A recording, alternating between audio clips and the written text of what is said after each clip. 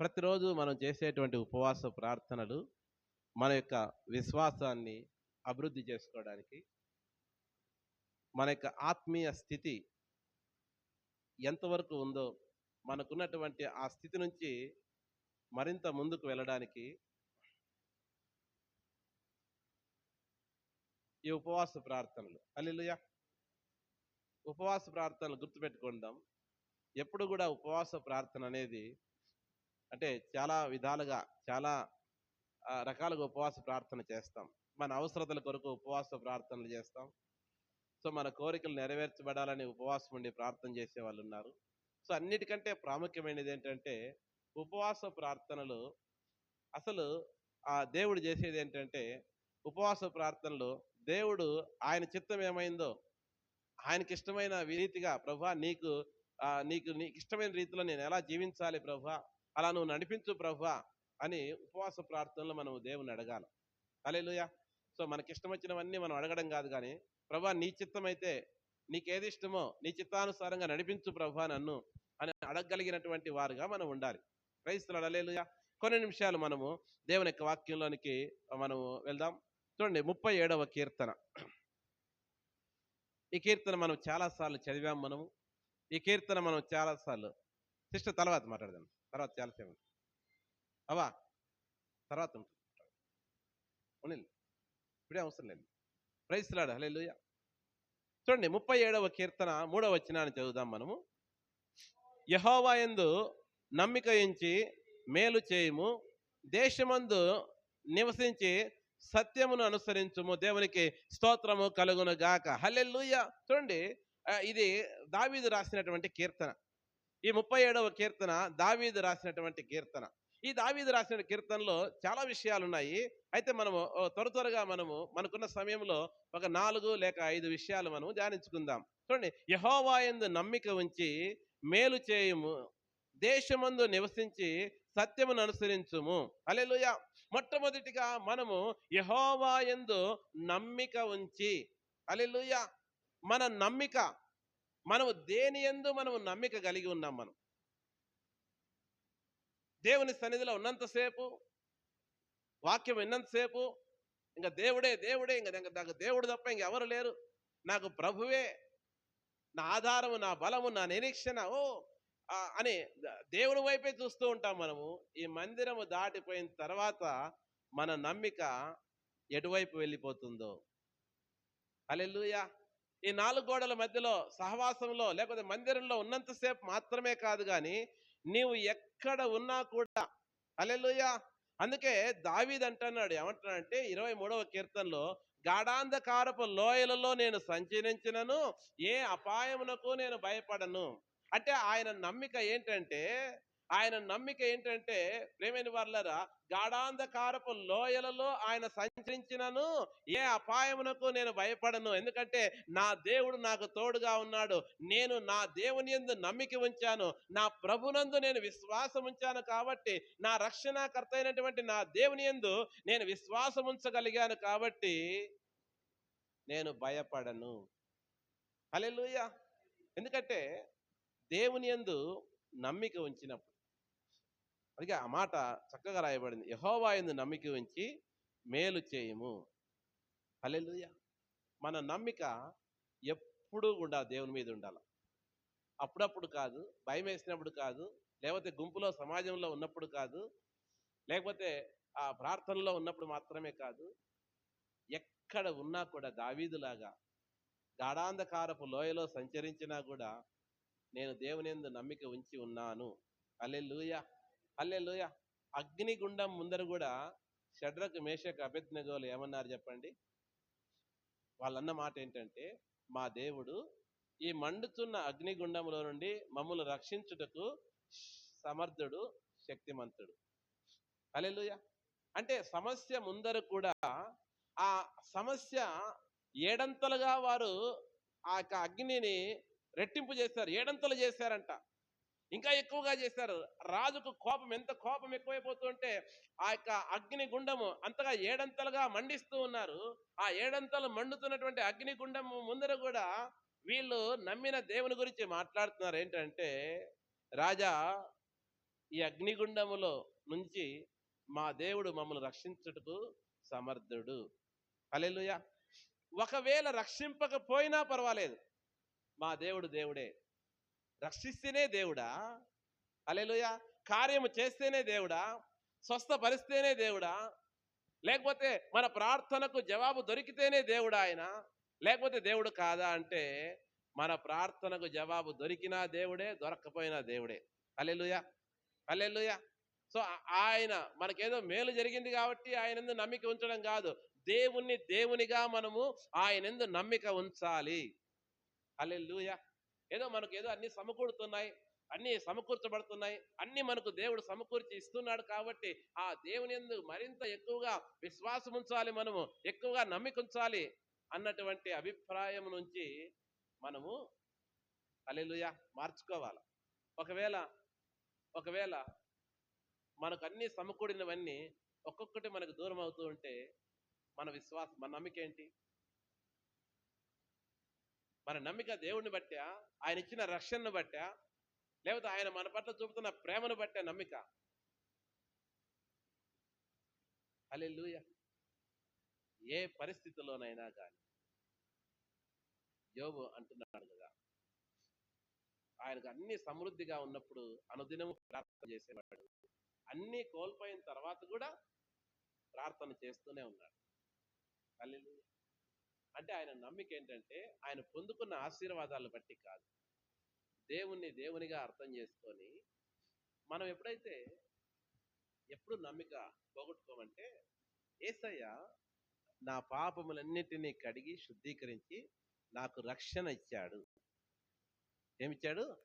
నాకు రక్షణ ఇచ్చాడు అనేటువంటి ఒక దృఢమైనటువంటి నిశ్చయిత మనలో ఉంటే, నేను రక్షింపబడ్డాను, యేసు రక్తంలో కడగబడ్డాను, నా పాపములన్నిటికీ విమోచన విడుదల నేను పొందుకున్నాను అన్నటువంటి ఆ గ్రహింపు మనలో ఉంటే, ఒకవేళ మనము దేవుని దగ్గర ఏవైనా అడిగినవి ఒకవేళ పొందుకోలేకపోయామనుకోండి, ఆలస్యం అయ్యాయి అనుకోండి, ఒకవేళ స్వస్థతే జరగలేదనుకోండి, మన నమ్మిక యేసయ్య మీద తప్పిపోదంట. హల్లెలూయా. మన నమ్మిక తప్పిపోదు.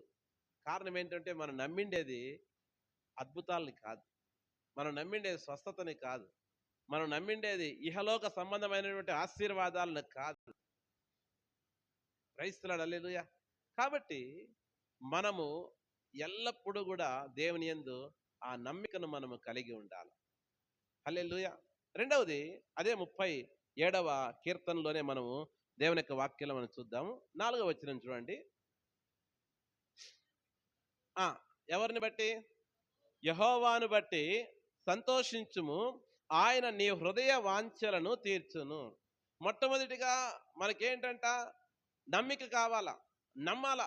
అందుకే యేసు ప్రభు అంటున్నాడు, నమ్ముట నీ వల్ల అయితే నమ్మువానికి సమస్తము సాధ్యమే. నమ్ముట నీ వల్ల అయితే నమ్మువానికి సమస్తము సాధ్యమే అంటున్నాడు. రెండవది, యెహోవాను బట్టి సంతోషించుము, ఆయన నీ హృదయ వాంఛలను తీర్చును. హల్లెలూయా. ఇప్పుడు ఏం కావాలంటే, దేవుడితో మనం ఐక్యత కావాలంట. యెహోవా మన సంతోషం ఏంటి? దేన్ని బట్టి మనం సంతోషిస్తున్నాం? దేన్ని బట్టి మనము సంతోషించగలుగుతున్నామంటే, మన ప్రభువును బట్టే. హల్లెలూయా, హల్లెలూయా. ఈ లోకంలో కొన్ని వస్తువులు కొన్నప్పుడు, లేకపోతే కొన్ని ఏమైనా మనం కలిగి ఉన్నప్పుడు సంతోషం ఉంటుంది, కాదని లేదు. కానీ అది కొంతసేపే ఉంటుంది. అది ఎంతసేపో ఉండదు, కొంతసేపే ఆ సంతోషం అనేది. అవి కొంతసేపే ఉంటాయి, తర్వాత ఆ సంతోషం ఆవిరైపోతుంది. కానీ యెహోవాను బట్టి మనము సంతోషించాలంట. అప్పుడు ఆయన మన హృదయ వాంఛలను నెరవేర్చు. చూడండి, దావీదు ఎక్కడ ఉన్నా కూడా దేవుని బట్టి సంతోషించేవాడు, ప్రభువుని బట్టి సంతోషించేవాడు. అడవిలో ఉన్నా, గొర్రెలు కాసుకుంటున్నా, కొండల్లో ఉన్నా, బండ మీద కూర్చున్నా, ఎక్కడ ఉన్నా కూడా ఆయన బట్టి సంతోషించేవాడు. ఇశ్రాయేలు ప్రజలందరూ కూడా వారు యుద్ధం నేర్చుకునేవారు, కత్తి తిప్పడం నేర్చుకునేవాళ్ళు, డాలు పట్టుకోవడం నేర్చుకునేవాళ్ళు, ఇవన్నీ చేసేవాళ్ళు. కానీ దావీదు మాత్రం ఏ రోజు కత్తి పట్టలేదు, ఏ రోజు యుద్ధం నేర్చుకోవాలన్నటువంటి ఆలోచన రాలేదు. ఎందుకంటే దావీదు పొట్టివాడు, దావీదు అంత హైట్ లేడు, అందుకోసమే దావీదు వాళ్ళ నాన్న, ఒరే నువ్వు యుద్ధానికి పనికిరావు నువ్వు, కాబట్టి నీవు చిన్న గొర్రెల మందను తీసుకెళ్లి గొర్రెలు మేపుతుండు రోజు అని చెప్పేసి అని గొర్రెలు మేపేకి పంపించేవాడు. కానీ దావీదు ఏం చేసేవాడు? ఏ రోజు కృంగిపోలేదు. ప్రభువా, నేను ఇంట్లో చిన్నోని కదా ప్రభువా, నేనెంత, నా వయసు ఎంత, నేను అడవిలోకి వెళ్ళి ఈ గొర్రెల మందను మేపడం ఏంటి ప్రభువా అని ఏ రోజు బాధపడలేదు. ఏ రోజు కూడా ఆయన చింతించలేదు.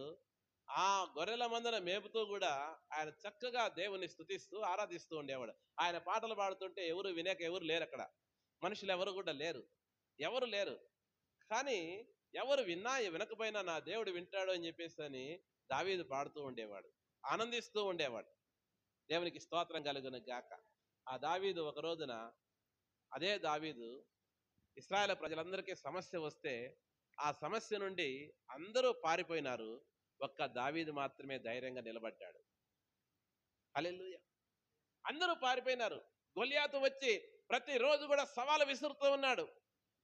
మరి ఎంతో ఎత్తుగా ఎంతో బలము కలిగినటువంటి ఆ గొల్యాతును చూడంగానే ఇశ్రాయేలు ప్రజలు కత్తి తిప్పడం నేర్చుకున్నటువంటి ప్రతి ఒక్కరు కూడా వాడి ముందర నిలబడకుండా అందరూ పారిపోతున్నారు.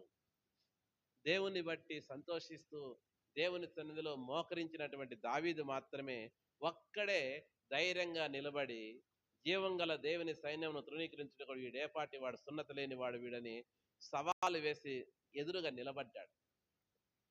Praise the Lord. Hallelujah, hallelujah. కనుక రెండవది, మనము యెహోవాను బట్టి సంతోషించాలి. దేవునితో మనం ఐక్యము కావాలి. ఆయనలో మనము, మనలో ఆయన. దేవుని బట్టి, ప్రభువును బట్టి, ప్రభు యొక్క కార్యాలను బట్టి, ప్రభు యొక్క వాక్యాన్ని బట్టి, ప్రభు యొక్క ప్రణాళికను బట్టి, ఆయన చిత్తమును బట్టి, ఆయన ఉద్దేశాన్ని బట్టి, ఆయన మనకు మన ప్రార్థనలు వింటున్న విధానాన్ని బట్టి, ఆయన మన కొరకు చింతిస్తున్నాడు కాబట్టి అన్ని విషయాలను బట్టి మనము దేవుని బట్టి సంతోషించాలి. అప్పుడంట ప్రభువును బట్టి సంతోషిస్తూ ఉంటే, ప్రభువును బట్టి ఆనందపడుతూ ఉంటే, అప్పుడు మన యొక్క హృదయ వాంఛలు తీర్చును. హల్లెలూయా. మనకి ఏదైనా కొత్త వస్తువు, ఏదైనా కొత్త తీసుకుంటే అప్పుడు పాటలు వస్తాయి, అప్పుడు సంతోషం వస్తుంది, అప్పుడు ఆనందం వస్తుంది. అవి కాదు, అసలు అవి పొందుకోక మునిపే ప్రభువుని బట్టి ఆనందించాలంట. హల్లెలూయా. దేవుని బట్టి ఆనందించాలంట, యేసయ్యను బట్టి మనము ఆనందించాలంట. ఈ లెంట్ దినాల్లో ప్రియమైన వారు చాలా మంది ఇంకా సప్పగా అయ్యో ఆ సిలువను విల్లే మోస్తున్నట్లుగా ఆ ఫీలింగ్ లో ఉంటారు చాలా మంది.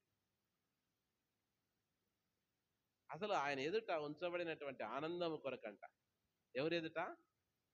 ఇప్పుడు సిలువను మోయడము, సిలువలో యేసు ప్రభు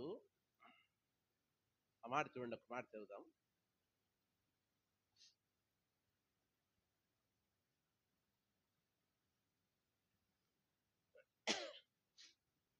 హెబ్రీయులకు రాసిన పత్రిక 12వ అధ్యాయము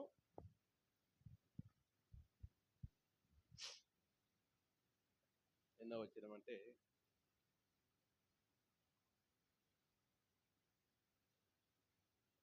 2వ వచనాన్ని చదవండి. మనము కూడా అదే చదవండి. ప్రతి భారమును సులువుగా చిక్కులు పెట్టు పాపమును విడిచిపెట్టి విశ్వాసమును కర్తయు దాన్ని కొనసాగించువాడనైన యేసు వైపు చూచుచు మన ఎదుట ఉంచబడిన పందెములో ఓపికతో పరిగెత్తుదుము. ఇది చాలా ప్రాముఖ్యమైన వచనం. ఇది ఆయన తన ఎదుట ఉంచబడిన ఆనందము కొరకై అవమానమును నిర్లక్ష్య పెట్టి సిలువను సహించి దేవుని సింహాసనం యొక్క కుడిపార్శ్వమున ఆసీనుడై ఉన్నాడు. హల్లెలూయా. యేసు ప్రభు ముందర ఉంచబడిన ఆనందం ఏంటి చెప్పండి? ఇప్పుడు యేసు ప్రభు సిలువకు వేయబడ్డాడు.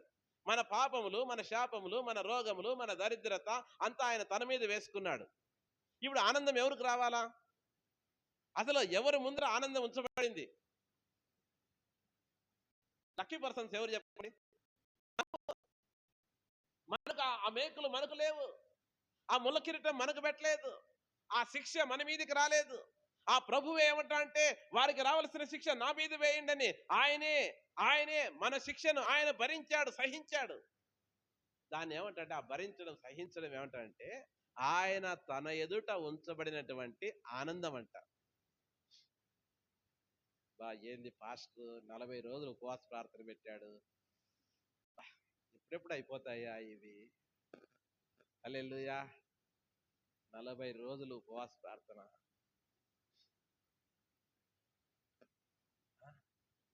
మళ్ళీ వారానికి 3 రోజులు అంటున్నాడు మళ్ళా.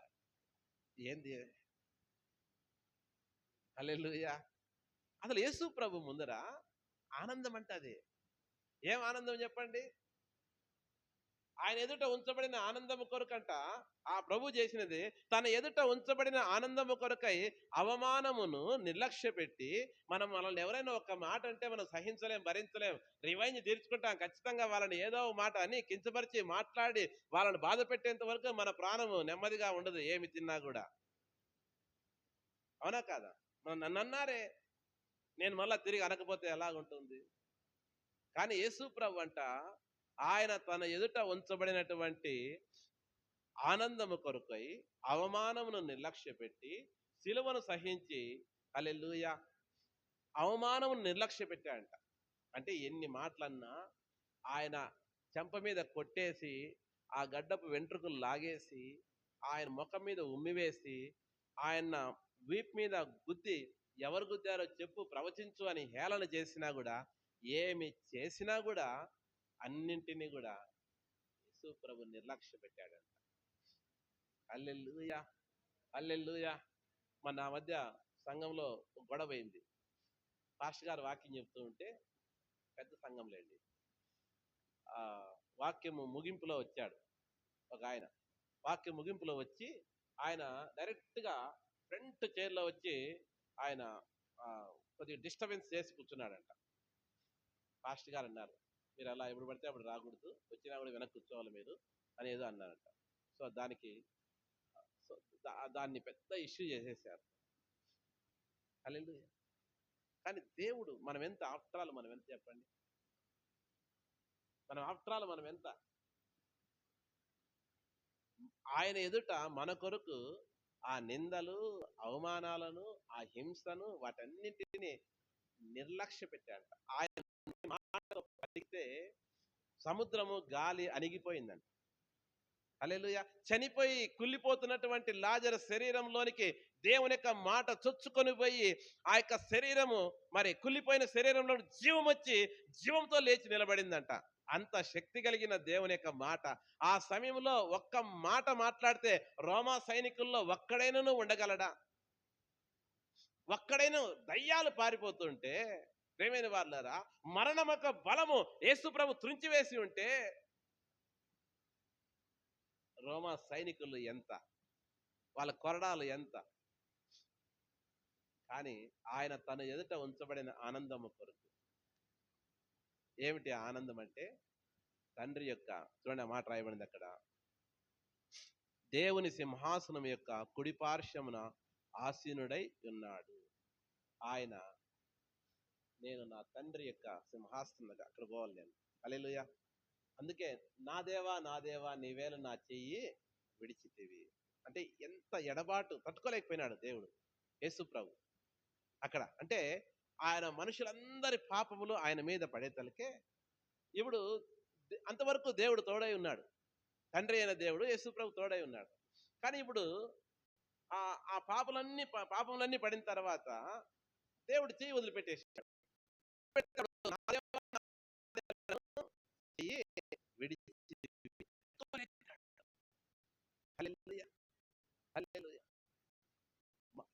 మన కొరకు నీవు నేను మనము కూడా ఆ దేవుని రాజ్యంలో దేవుని సింహాసనం మీద కూర్చోవాలని, ఆ పరలోకంలో కూర్చుండబెట్టుటకు మన కొరకు దేవుడు అవమానమును, నిందను, ఆయన సిలువను నిర్లక్ష్య పెట్టాడంట.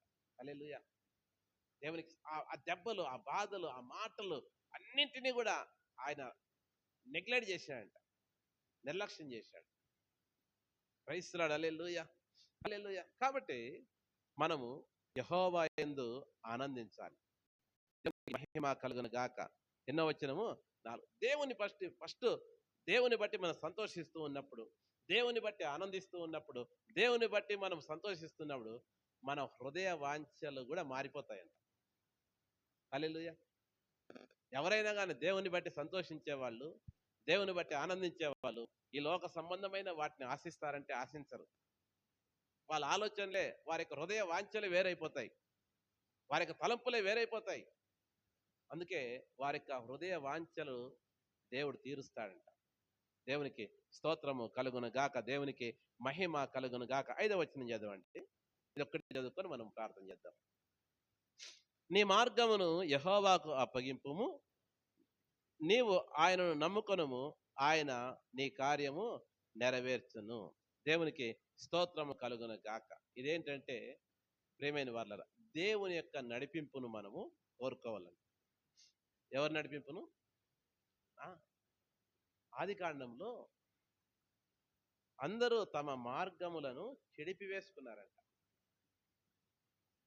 అక్కడ 6వ అధ్యాయంలో రాయబడి ఉంటుంది, అందరూ తమ మార్గములను చెడిపివేసుకుంటారంట. దేవుడు ఒక మార్గం చూపిస్తే ఆ మార్గంలో వాళ్ళు ఉండకుండా, ఆ మార్గంలో నిలబడకుండా, నడవకుండా చెరిపివేసుకున్నారంట.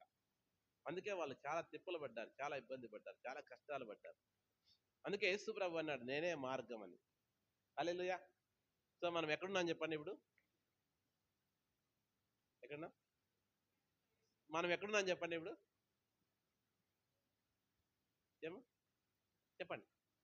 దేవుని సముఖంలో ఉంది. ఇంకా దేవుని స్తోత్రం. ఇంకా కదిరిలో ఉన్నామని చెప్పలే. మనం ఎక్కడున్నాము? ఇప్పుడు దేవుని మందిరంలో ఉన్నాం. Very good. ఇంటికి పోయిన తర్వాత ఎక్కడున్నావు నువ్వు? చెప్పండి. ఇంటికి పోయిన తర్వాత ఎక్కడున్నారు?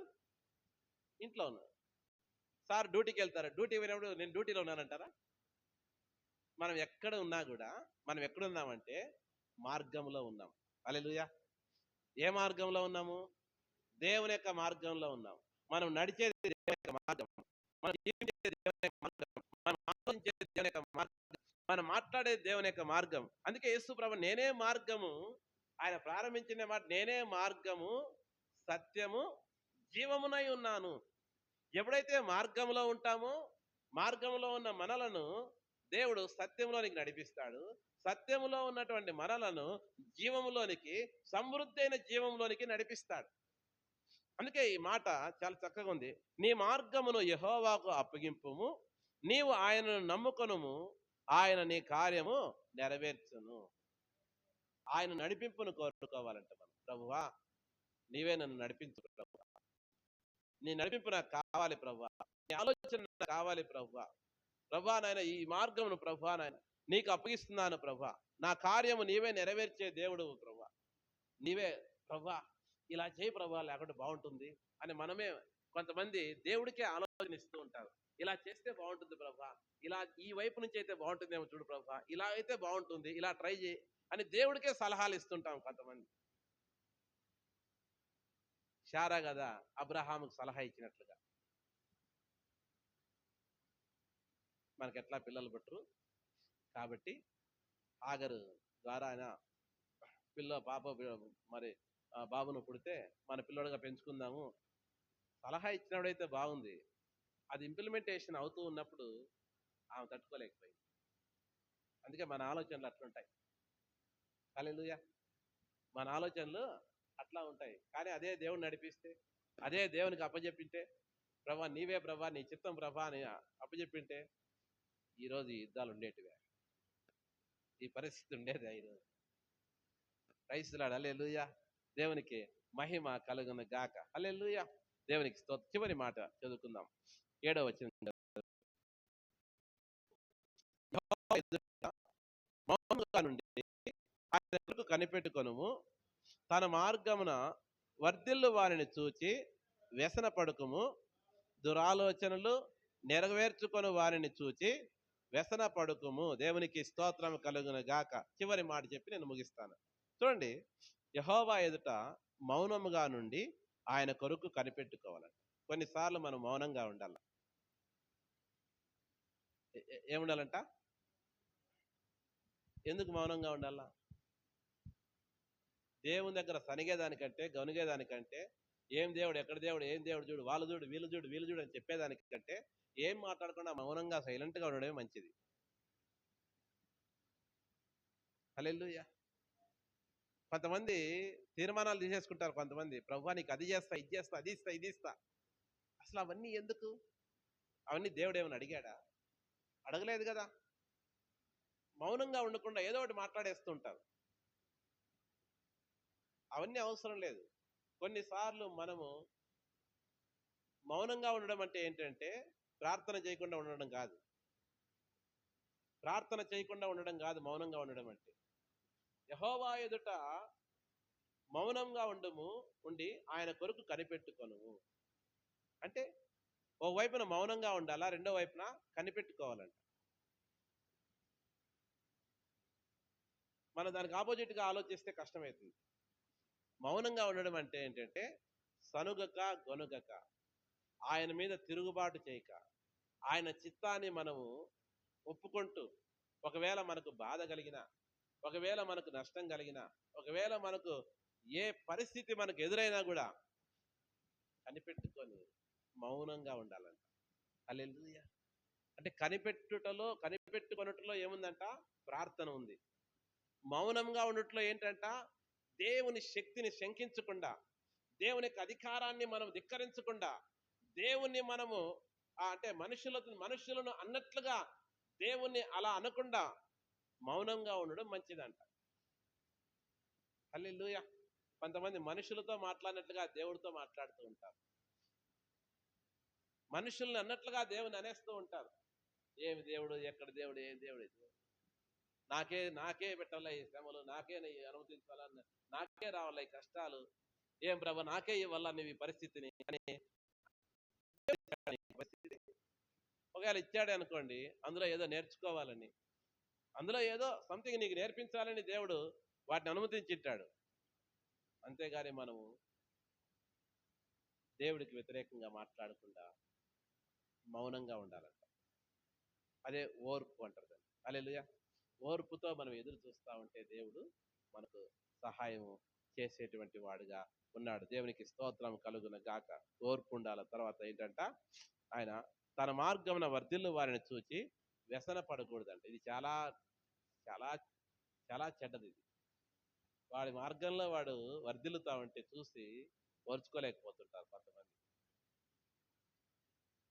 వాళ్ళకే అంటే వ్యసన పడకము, దురాలోచనలు నెరవేర్చుకుని వారిని చూసి వ్యసన పడకము.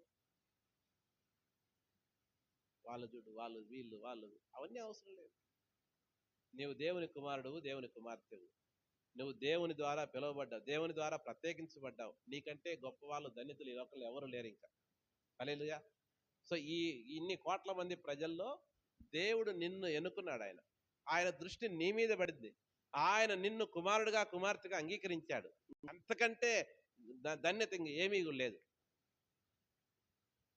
సో వాళ్ళు గొప్పోళ్ళు అయిపోయినారు, వాళ్ళు అపార్ట్మెంట్లు కట్టారు, వాళ్ళు అవేవో చేశారు, అదేదో కొన్నారు, అవన్నీ అవసరం లేదు.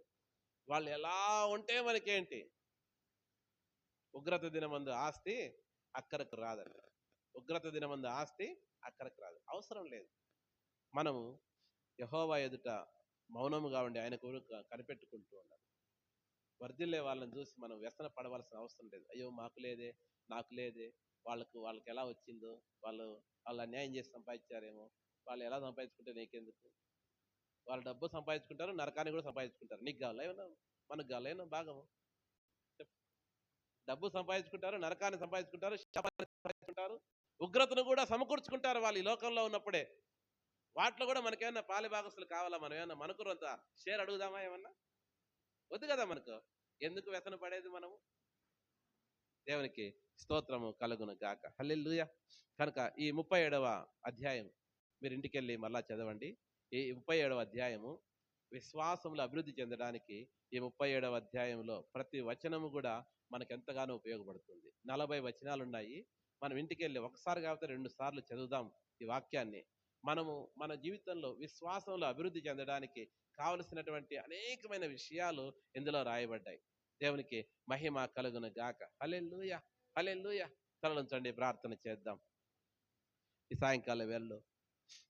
ఓ thank you Jesus, thank you Jesus, thank you Jesus.